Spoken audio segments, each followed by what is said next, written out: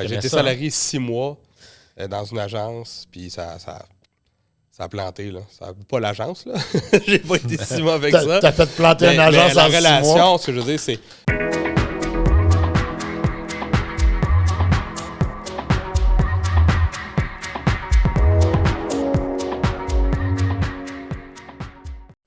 Bonjour tout le monde, bienvenue à un autre épisode de Tout le monde a toujours raison avec mes co-animateurs Jean-Pierre Vaillancourt et Luc-Étienne Gagnon. Bonjour messieurs. Salut, Bon salut. matin. Ça va bien? Oui. Le démarrage va être long aujourd'hui. On n'a pas du tout préparé notre contenu. On s'est juste briefé rapidement, juste avant de s'asseoir sur ce dont on voulait parler. Puis j'y pensais dans l'auto. Je me disais, bon, on parle beaucoup d'entrepreneuriat, de parcours personnel, parcours professionnel avec nos invités. Puis on aime rentrer dans la technicité de bien des choses aussi, mais je pense qu'un des plus gros chevals de bataille des entrepreneurs, c'est de gérer leur vie privée puis de se faire comprendre par leur conjointe ou leur conjoint. Fait que moi, c'est plus vers ça que j'aimerais amener la conversation aujourd'hui, si ça vous va.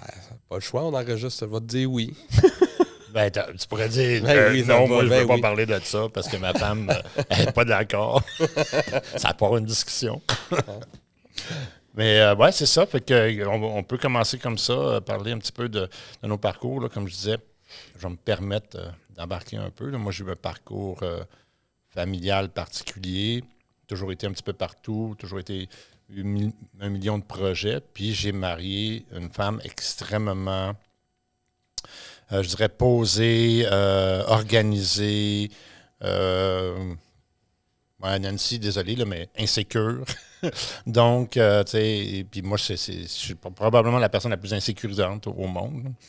Mais je ne sais pas comment vous avez géré ça. Jean-Pierre, dans ton cas, tu as quand même eu un parcours entrepreneurial. Je suis un peu dans le présent, là, genre encore, parce que c'est sûr que... Disons, ça fait combien de temps que tu es en couple ferme? Là? Écoute, je te dirais 7 ans. 7 ans, 2 enfants. 8, 2 enfants, 7 ans. Je suis mauvais. Puis la plus vieille, elle a quel âge? 3 ans et demi. 3 ans et demi. La plus jeune, 1 an. Oui, exact. Tu sais, je suis en plein dedans. C'est sûr que c'est un défi parce que la vie entrepreneuriale, c'est le genre de choses que ma conjointe n'a pas choisi. T'sais. Ça venait avec le package deal. Mais ça venait avec. Ça venait avec, oui, elle le savait. Tu étais oui, déjà entrepreneur, là. Tu le sais sans le pas une savoir. Dans le surprise. sens Oui, que, tu le sais, mais tu le sais pas. parce t'sais. que, tu sais, peut-être qu'elle arrive un moment, déjà, moi, quand elle est arrivée, j'avais commencé à faire plus la partie, puis j'étais plus en mode solopreneur. Fait que c'est pas les mêmes enjeux, plus de flexibilité, tu sais, moins de responsabilité. Fait qu'à ce moment-là, tu sais, un peu dans le côté, avoir un peu le côté plus simple de cette partie-là.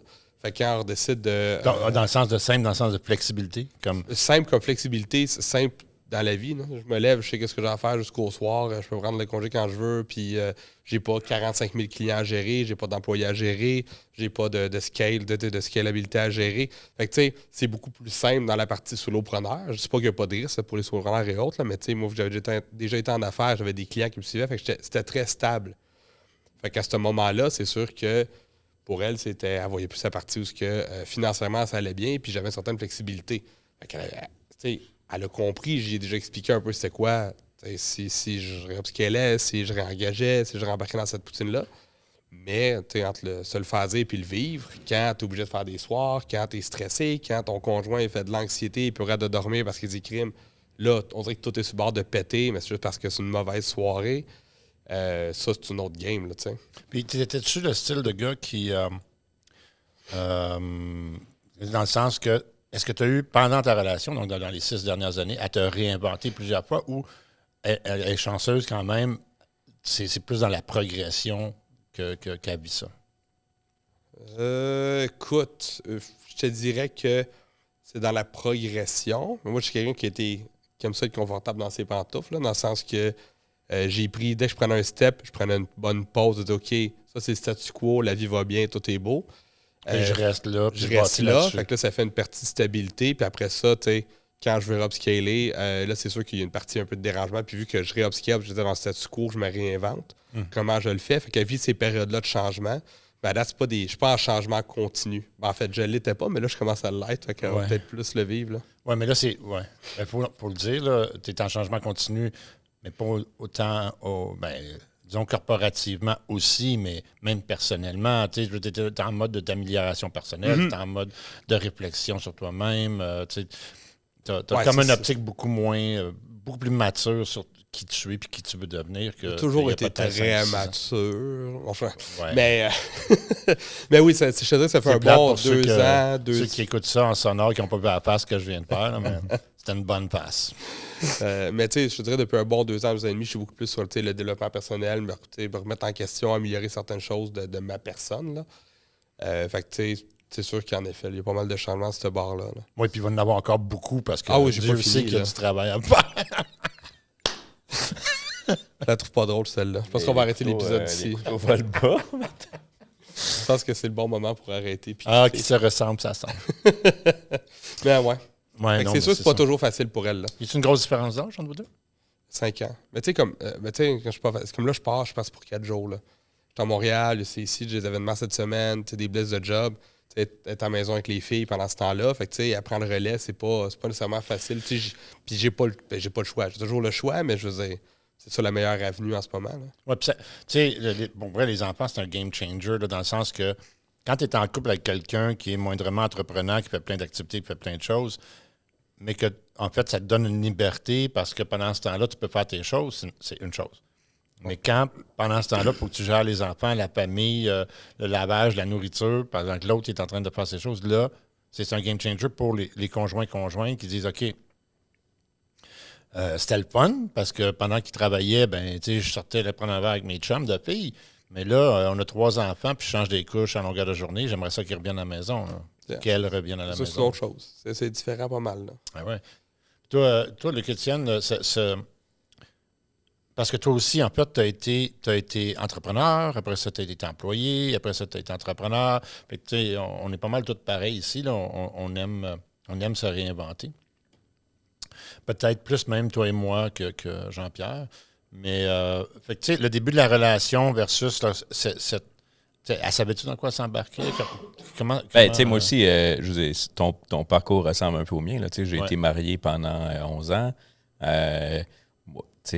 Fonctionnaire pour le fédéral. Elle? Oui. Okay. Plus insécure aussi. Fait je sais pas, on dirait que c'est comme peut-être on va chercher notre opposé des fois. Moi, je pense que c'est sûr que c'est ça. Se compléter là-dedans. Quand on s'est connus, moi, je travaillais aux États-Unis, je suis revenu à Montréal. Puis, rapidement, je suis parti à mon compte pendant une dizaine d'années. Quand on a eu les enfants, là, j'avais cherché à me restabiliser avec une job.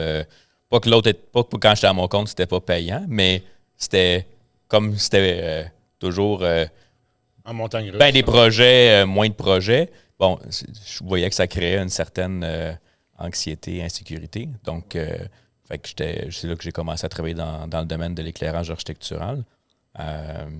Fait que j'ai fait ça jusqu'à il y a 2 semaines. J'ai eu 2 employeurs dans l'intérim pendant presque 13 ans. Puis là, on repart à notre compte. Puis comment ça a été, justement, là, ça? Parce que, comme je te dis, bon, elle, avec une job stable, c'est sûr que c'est bien aussi d'avoir quelqu'un dans une relation qui a une certaine stabilité. Là, ça l'aide énormément. Oui, tu peux. Dans le sens que tu peux faire le choix. Quand tu es entrepreneur, tu peux faire le choix d'avoir.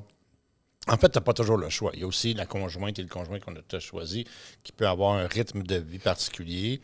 Il y en a qui veulent travailler, être mère à la maison. Il y en a d'autres qui ne sont pas sûrs de ce qu'ils veulent. Il y en a d'autres qui se cherchent encore jusqu'à l'âge de 50 ans.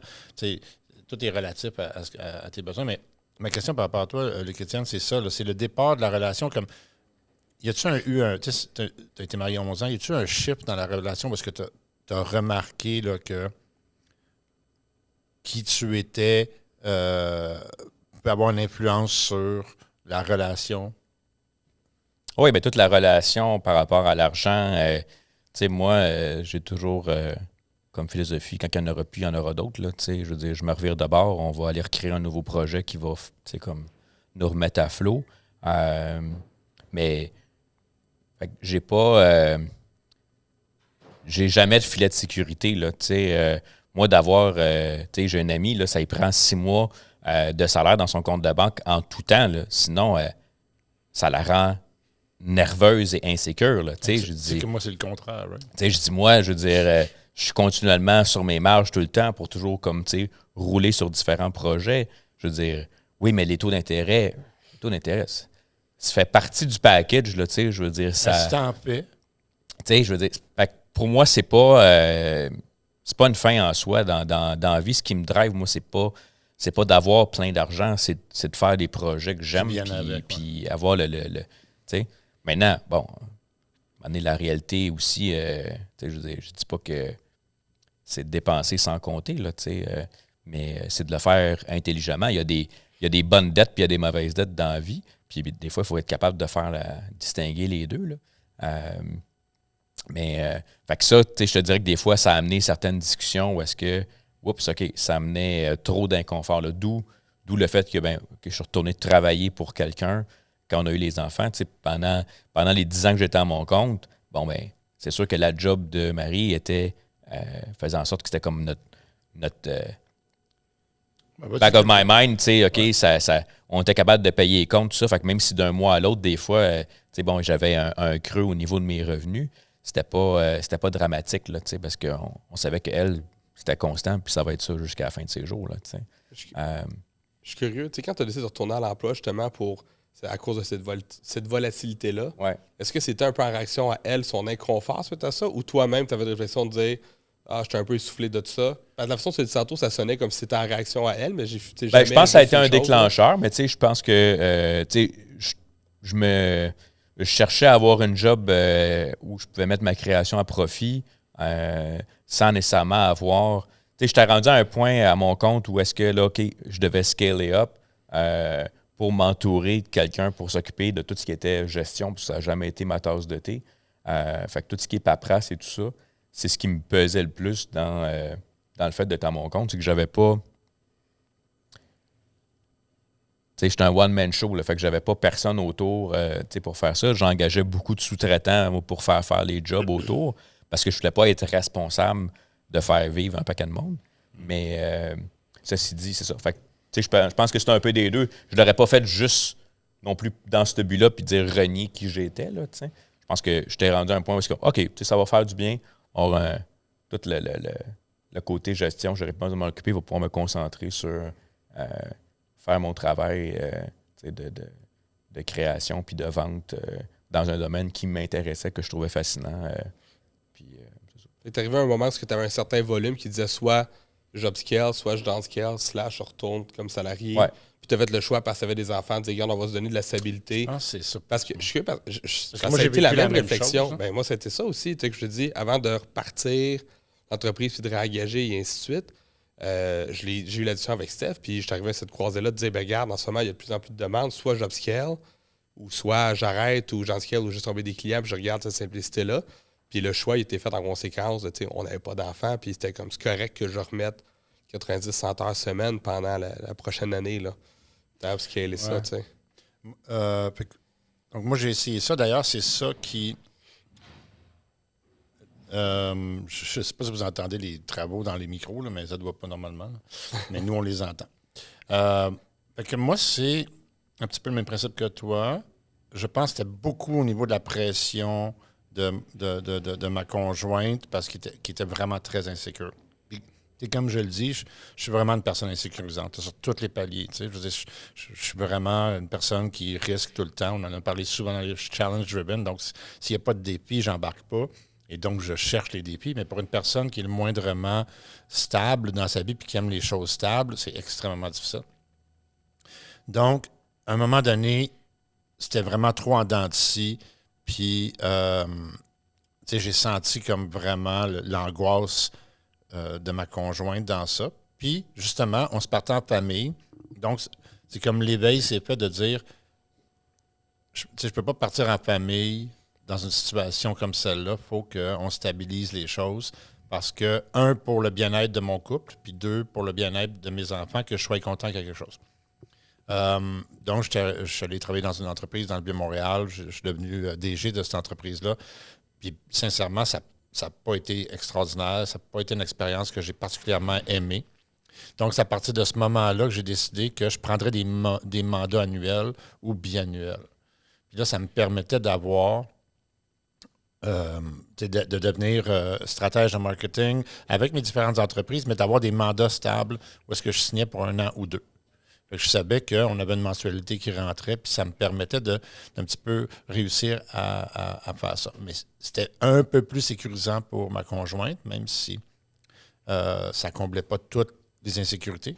Mais tu sais, quand tu as amené quelqu'un à vivre de l'insécurité pendant 10 ans dans ta relation de 20 ans, même si tu prends une bonne décision pendant 2 ans ou 3 ans puis que tu trouves la stabilité, cette personne-là reste dans l'insécurité des 10 premières années. Là. Tu y as fait vivre ça. C'est normal qu'elle ne décrochera pas parce que soudainement, ton idée est bonne. Là. Elle n'y croira pas tant que ça ne fera pas un autre 10 ans que tu l'auras fait. Ça.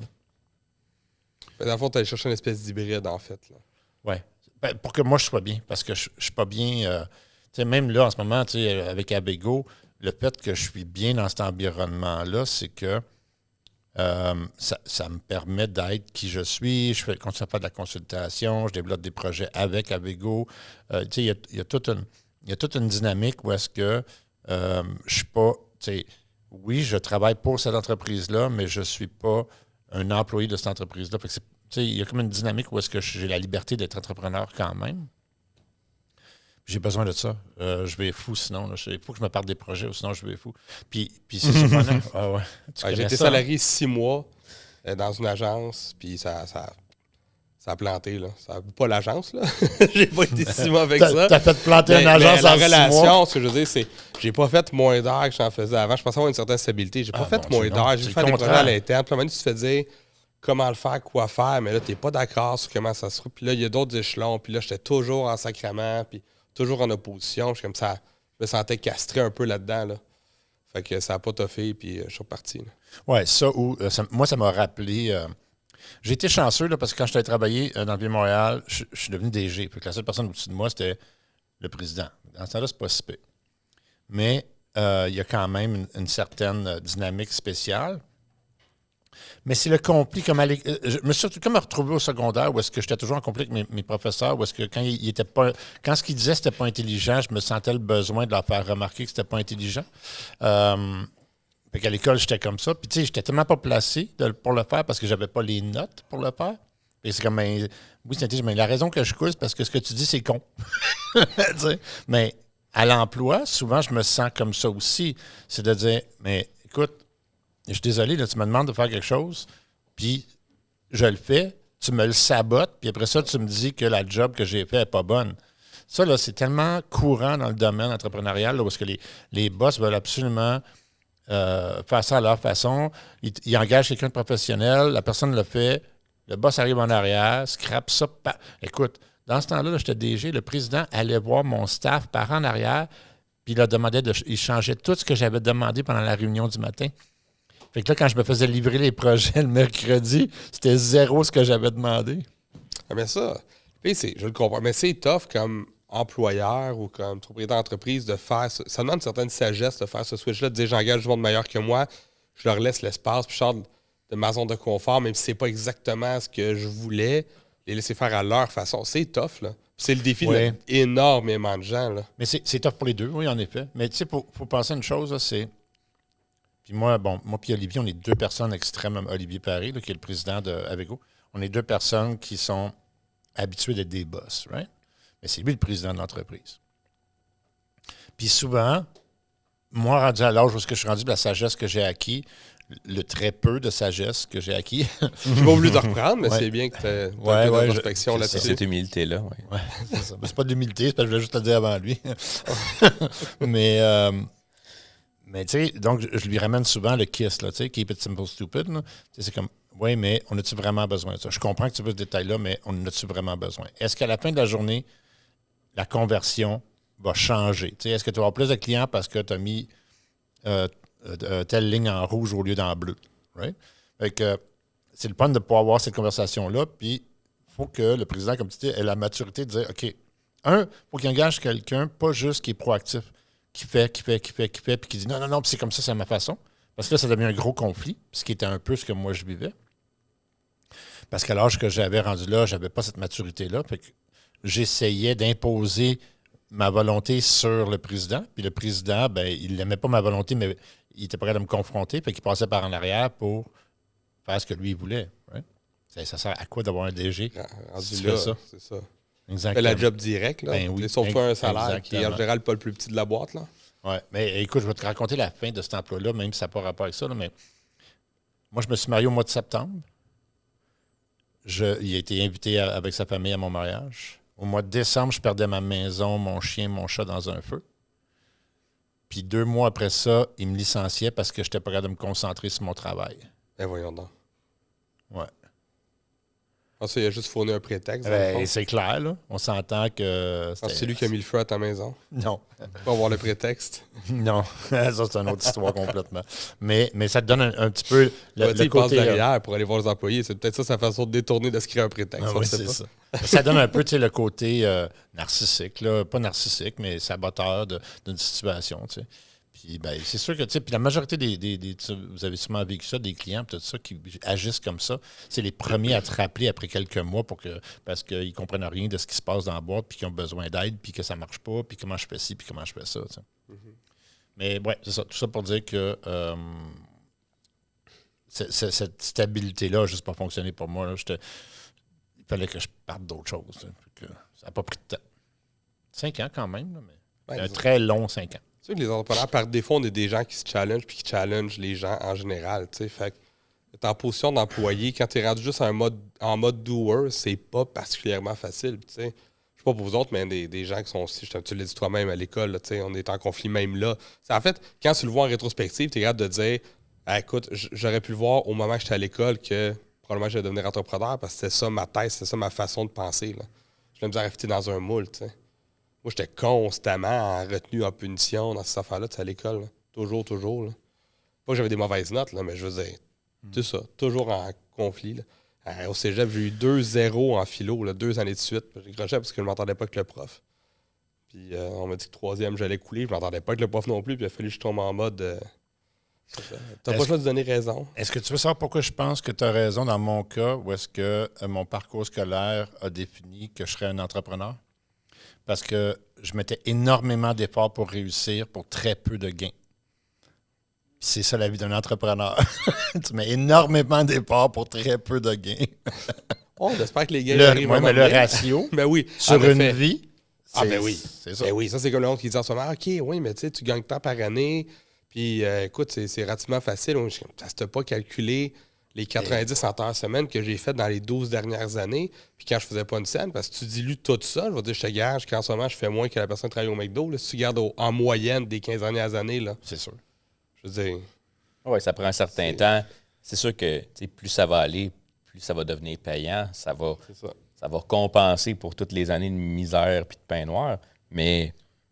Pendant que tu le vis, là, c'est quelque chose. C'est quand tu es dedans, c'est ça. Puis des gars comme, surtout toi et moi, Luc Étienne, on a tendance à... Nous, ça ne nous dérange pas de vivre ça. Fait que, on va se remettre dans le bateau comme ça, pour partir un nouveau projet. On va se remettre à manger du riz. Nos enfants manqueront de rien, mais on va manger du riz pendant 3 semaines parce qu'on est vraiment, on a le goût de notre projet est plus important d'atteindre cet objectif-là. J'étais à la même place, mais je dois avouer que quand j'ai eu 30 ans, ça m'a un peu fessé. Là, que, de faire une espèce de rétrospective là, des 10 dernières années. J'ai pas fait de voyage, j'ai pas fait... Il y a plein de choses que le monde me parle qui ont vécu que j'ai pas vécu. C'est un choix personnel, mais quand tu regardes en rétrospective, parce que quand tu le fais, tu te dis jamais je vais hustler comme ça pendant 10 ans. Tu te dis il y a ça, je me donne 1 an ou 2, je vois un bout, nanana. Vraiment? Puis... Tu te dis ça? Moi, je me suis jamais dit ça.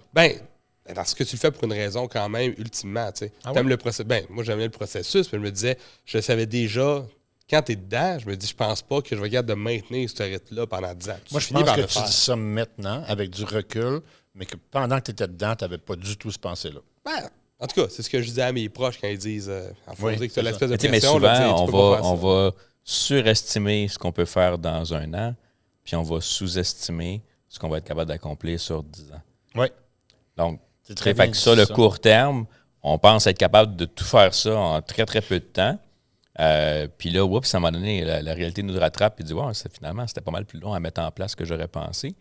Mais sur une période de 10 ans, souvent, on va avoir fait des leaps qu'on n'aurait jamais cru possible avant. On va dire, tabarnouche, OK, il s'en est passé des affaires finalement en 10 ans. T'sais. Le podcast, c'est le meilleur exemple de ça. Right? Sur le coup, c'est oui, ben en 1 an, on va être partout sur toutes les plateformes, ça va être écœurant, puis on va avoir plein d'écoutes, puis on va avoir plein de vues, etc., etc.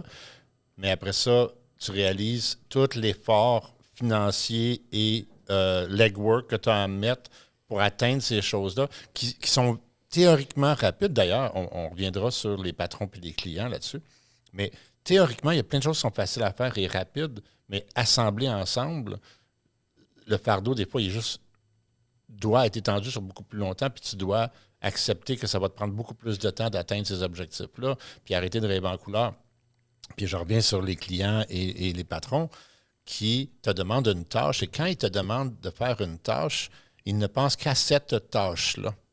Et ils ne comprennent pas pourquoi elle n'est pas exécutée immédiatement, mais ils ne considèrent pas qu'il y a peut-être 18 tâches qui t'ont demandé dans les derniers mois qui font que même si c'est toutes des tâches instantanées, ils ne peuvent pas être tous faits instantanément en même temps. Tu sais. Comme le fameux, c'est pas parce que ça prend une femme 9 mois faire un bébé, c'est pour mettre 9 femmes ensemble pour faire un bébé en 1 mois. Là. Exact. Moi, je ne connaissais pas ça, mais c'est bon, ça. Ouais. Wow! Ouais, j'aime ça. C'est ma grande sagesse, c'est mon côté père Foura, ça. Tabarnouche, à 30 ans, il a fait ses ports en tabarnouche. Mais, puis, tu sais, dans cet équilibre-là, des fois, tu sais, c'est comme, hey, comment ça se fait que, tu m'es pas revenu, je t'ai laissé un message, puis, ouais, mais c'est parce que, tu sais, quand on est ensemble, puis que tu me demandes d'être dans le moment présent, là, bon, ben, si je décroche de mon téléphone, tu sais, je décroche pour tout le monde. Fait que, si je le fais avec toi, il faut que je le fasse aussi quand je vais être dans le moment présent avec d'autres personnes aussi. Puis là, à un moment donné, c'est comme, ouais, mais là, tu sais, comment ça se fait que, tu sais, on est tellement dans un mode de vie où tout est fait dans l'instantané tout le temps. C'est comme si, parce que tu me demandes quelque chose, qu'il faut que je m'exécute dans la prochaine demi-heure, sans prendre en considération que, ben là, je suis peut-être en week-end avec mes enfants, je suis peut-être en week-end avec une de mes blondes, je suis peut-être avec mes parents. Tu sais, on ne connaît pas le contexte, on envoie des textos, on ne prend même plus la peine d'appeler, tu sais. Fait que je t'envoie un texto, puis c'est comme, ben là, comment ça se fait que tu as vu le message, puis tu n'as pas répondu? Ben non, j'étais dans un concert, j'étais dans quelque chose. C'est comme des fois, oui, je vois le message popper, et je vais te revenir plus tard quand je vais avoir le temps, mais c'est pas parce que tu me l'as écrit que soudainement, il faut tout que je lâche pour te répondre, là, tu sais. C'est intéressant, parce que j'ai pensé avoir un livre récemment, ça s'appelle Indestructible. C'est le même auteur, j'ai oublié son nom, mais qui a écrit Hooked. Bref, qui est un. Bref. En gros, Indestructible, il parle de à quel point où on se laisse distraire par les téléphones et autres. Indestructible en français. Non, pas indestructible. Indestructible comme non distrayable. OK, non distrayable. Puis, il parle justement de se faire un horaire pour autant des choses de job que des choses personnelles, puis s'arranger pour ne pas être distrayable dans ces moments-là. Ce que je veux dire, c'est exemple, là. Parce que souvent, on dit « je suis improductif, je me fais distraire quand j'étais à job ». Puis là, on essaie beaucoup de focuser sur la productivité au travail. Mais tu vois, mais si tu te laisses pas du temps pour aller voir tes médias sociaux, si tu te laisses pas du temps pour écouter ta série télé, si tu te laisses pas du temps pour faire ces choses-là, c'est sûr que tu vas avoir une espèce de conflit à un moment donné. Mais si tu te mets une demi-heure pour aller écouter ta série télé ou tu te mets 10 minutes pour aller sur Facebook, bien fais ces 10 minutes-là quand tu vas leur priver à ton horaire, puis fais que ça. Laisse-toi pas distraire par la job quand tu te reposes. Laisse-toi pas distraire. Puis je pense que c'est important, en effet, peut-être pas d'être toujours aussi bloqué, mais tu sais, sur des horaires. Je pense que c'est. OK. Je vais me permettre de dire que je pense que c'est fucking easy à dire une fois que tu es rendu là dans ta vie, mais que dans la réalité des choses, c'est pas si simple que ça. Puis je pense que des gens, justement, il y a beaucoup. On va y aller générationnel. Je suis désolé si je généralise, mais si on y va générationnel, en ce moment, les jeunes rentrent dans des emplois avec la notion que c'est du 9 à 5, ils ont 18 breaks, puis ils font ce qu'ils veulent. Puis après ça, on se demande pour que la productivité descend. Je pense que tu as raison quand tu es rendu à un certain stade de ta vie où est-ce que tu peux le faire, mais il y a des fois, c'est juste pas réaliste de faire ça. Oui, je veux mon temps pour faire affaire, oui, mais tu ne livreras pas le vendredi. Je veux dire, je comprends ce que tu dis, au niveau de faut déconnecter quand c'est le temps de déconnecter, mais au niveau de créer un horaire pour que ça fonctionne, ça, je suis moins d'accord. Ben, c'est sûr que c'est le genre de choses que, excuse-moi, je ne l'ai pas trouvé, mais c'est sûr que c'est un peu utopique le résultat, mais dans le sens que le but, c'est que tu vises un objectif, tu essaies de t'y rendre, puis c'est des outils qui t'aident à après ça, de changer tes habitudes. Tu sais, c'est pas, exemple, je me fais un horaire, je m'y tiens, puis c'est fait. Je l'ai fait le vendredi soir, à partir du samedi matin, je deviens plus efficace ou plus orienté sur mes valeurs. Là. Pour moi, c'est de la théorie Pas de ça. gourou. Pour vrai, là, pour moi, c'est la théorie de gourou que les gens essayent de se rentrer. C'est comme n'importe quelle barrière psychologique qu'on se crée. C'est des gourous qui s'en viennent, qui ont des solutions toutes belles, toutes le fun sur papier. Puis là, tu t'efforces à essayer d'arriver à faire ça, mais en fait, tu passes autant d'efforts à essayer de faire ça que si tu gérais tes affaires puis que finalement, ça se fait tout seul. Fait que je suis d'accord, mais je te le dis, ça, c'est mon opinion personnelle. Je pense qu'il y a beaucoup de gourous qui ont beaucoup de solutions, mais au niveau pratique, tu dépenses pratiquement plus d'énergie à les écouter, à lire leurs livres, à essayer de rentrer dans ce pro-format-là qui disent qu'il va optimiser ta vie. Puis toutes les efforts que tu fais à faire ça, ben tu vas finir 5 ans plus tard dans ta progression au lieu juste de faire ce que tu as à faire. Puis ben oui, pendant 5 ans, ben tu n'auras pas le temps, c'est tout. Ouais, mais tu sais, C'est une comme. opinion, encore une fois. Là. Mais tu sais, comme dans le fait de ne pas se laisser distraire, dans ta journée, chaque fois que tu vas voir un courriel ou que tu réponds à un téléphone, ça te prend 5 minutes à te remettre dans ta tâche que tu es en train d'accomplir.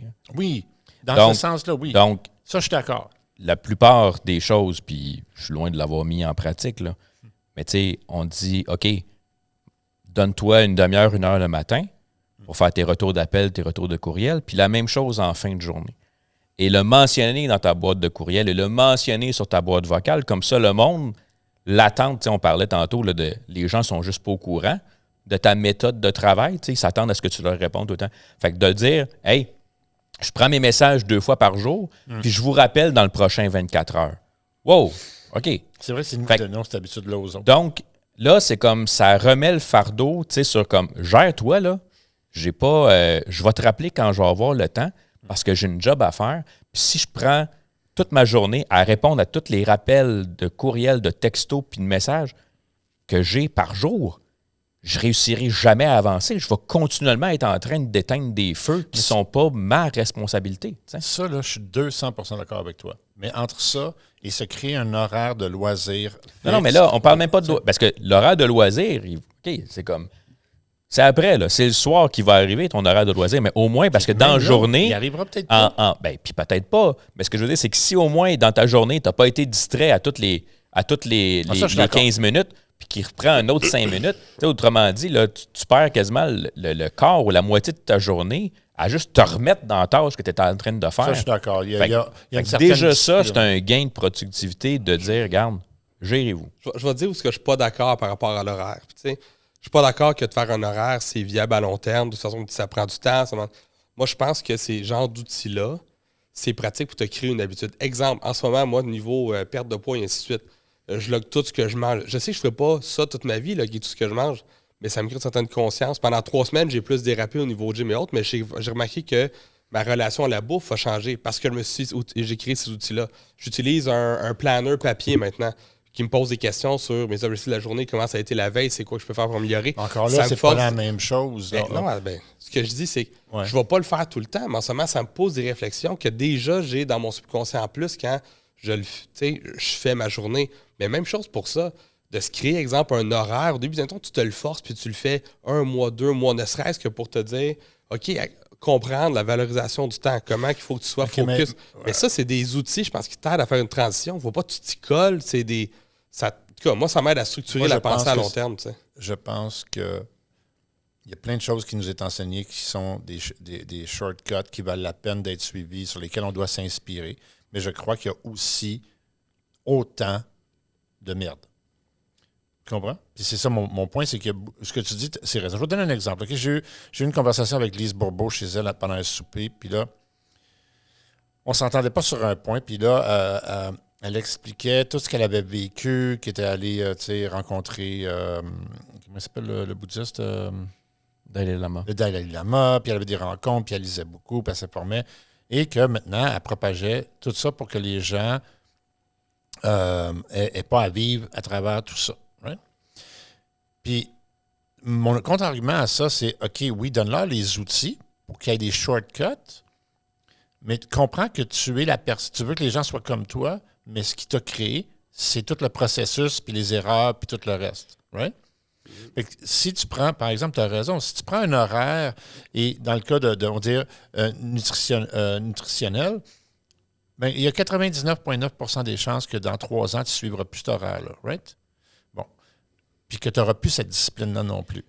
Tu vas avoir peut-être réduit certaines choses, ça va t'amener vers des bonnes choses. Là, dans le cas où nous, on parle de gérer un horaire de vie, parce que c'est ça, hein, ça dépend toujours de l'outil, de la situation, du contexte. Mais de gérer un horaire de vie quand tu es un entrepreneur, où est-ce que tu dis de telle heure à telle heure, c'est mon temps de télé, puis c'est à moi, puis je vais décrocher, personne ne me dérange. De telle heure à telle heure, c'est mon temps de jouer avec les enfants. Pour moi, ça, puis il y a beaucoup de personnes qui prêchent ça, c'est de provoquer la culpabilité. C'est de t'inculquer une angoisse de gestion d'horaire qui est en fait pas constructive. Mais contrairement à, on va dire, un horaire de gym, parce que tu as besoin de te remettre en forme, puis après ça, ça va être de soutenir ça en réduisant, mais en faisant encore de l'activité. C'est complètement différent que de dire, de telle heure à telle heure, il faut que je sois en mode famille. De telle heure à telle heure, il faut que je sois en mode vaisselle. Il y en a qui sont capables de vivre comme ça.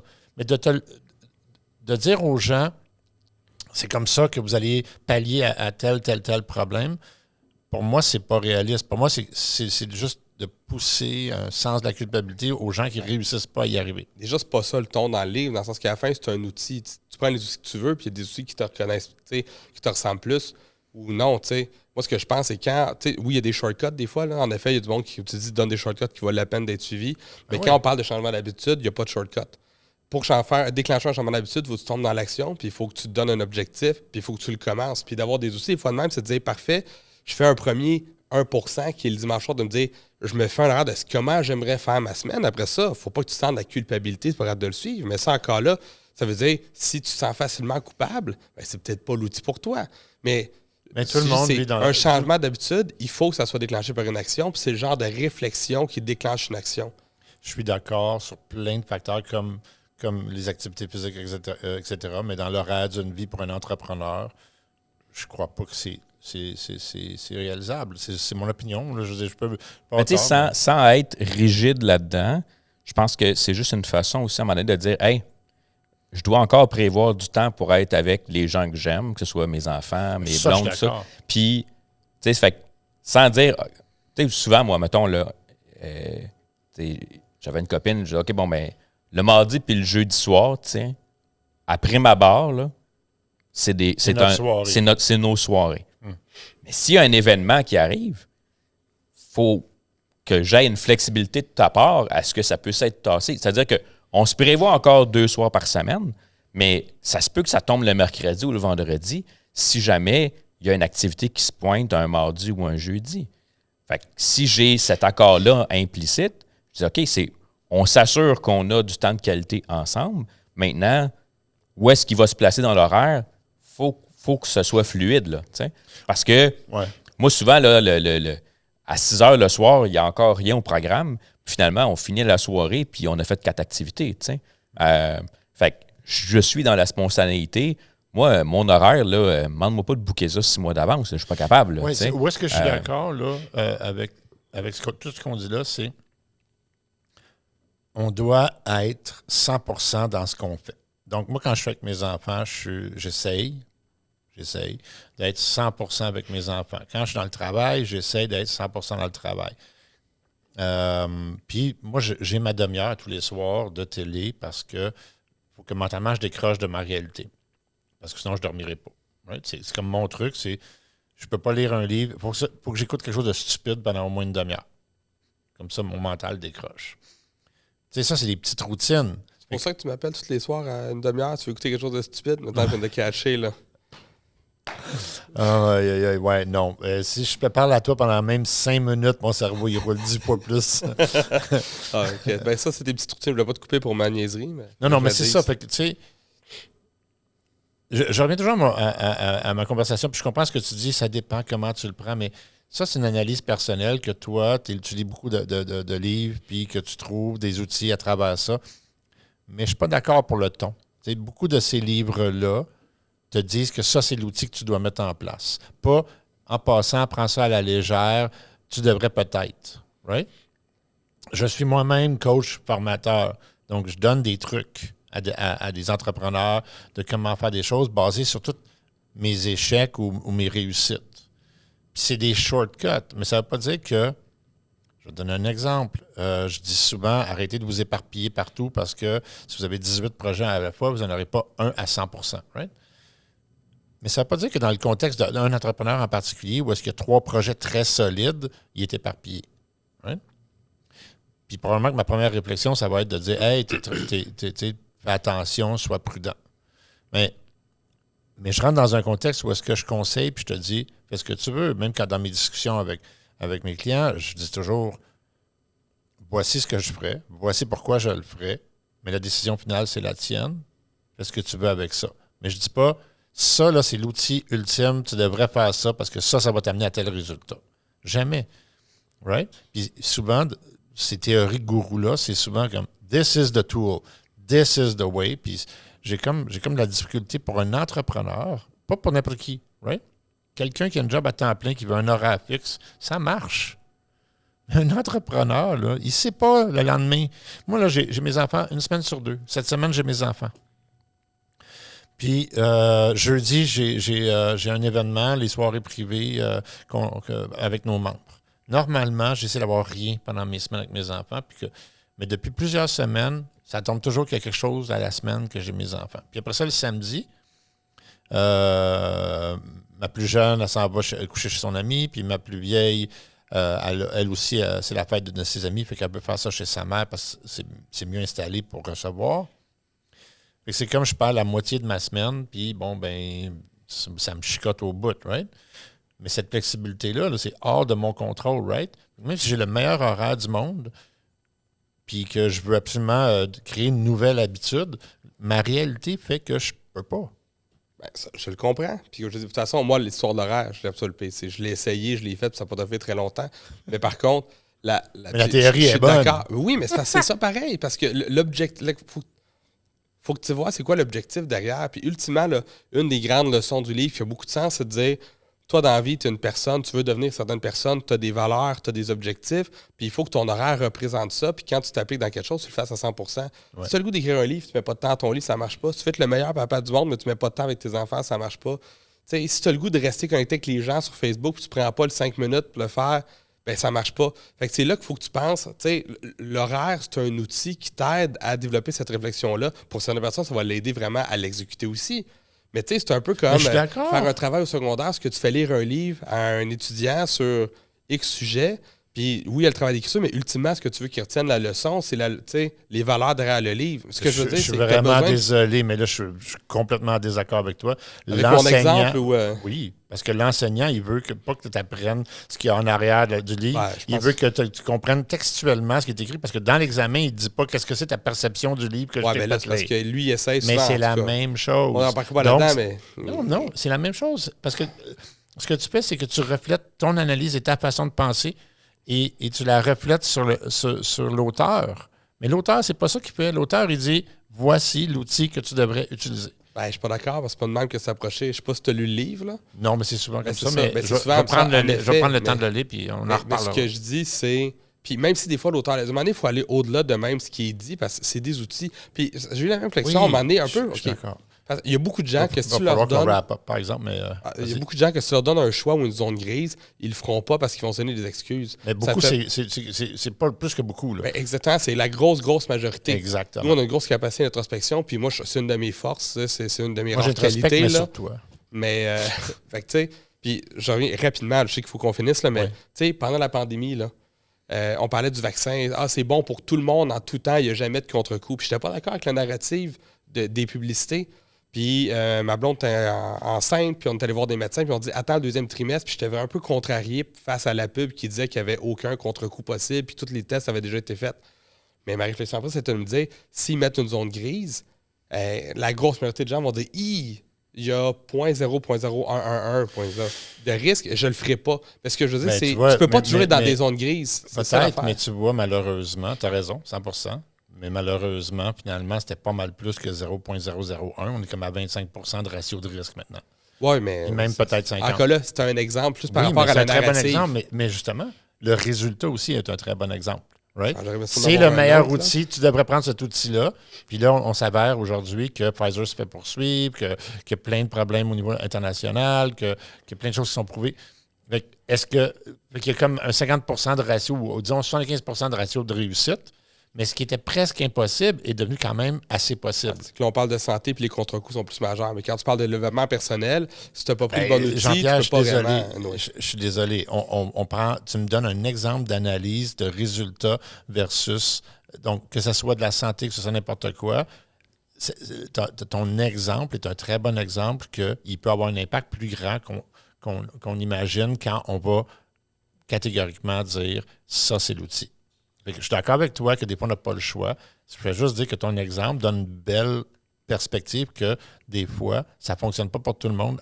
Le ratio qu'on pense, ce n'est pas le ratio réel. Je suis 1000% d'accord. C'est une juste ça. question de risque. Alors, sur ça, ce qui est le plus important, je pense qu'on a retenu, right, c'est que faut gérer son temps, puis il faut être le plus possible à 90 jusqu'à 100% concentré sur ce qu'on fait au moment, puis sans distraction pour arriver à finir chaque chose, puis se concentrer Oui, sur... que ce soit sur le travail ou que ce soit avec les gens Exact. avec qui on veut passer du temps de qualité. Là. Exact. Fait que sur ça, mesdames et messieurs, moi j'ai une réunion que je vais manquer, fait que je vous le dis directement dans la caméra, direct là. Et je vous souhaite au revoir et on se revoit au prochain podcast. Messieurs. À bientôt. Salut.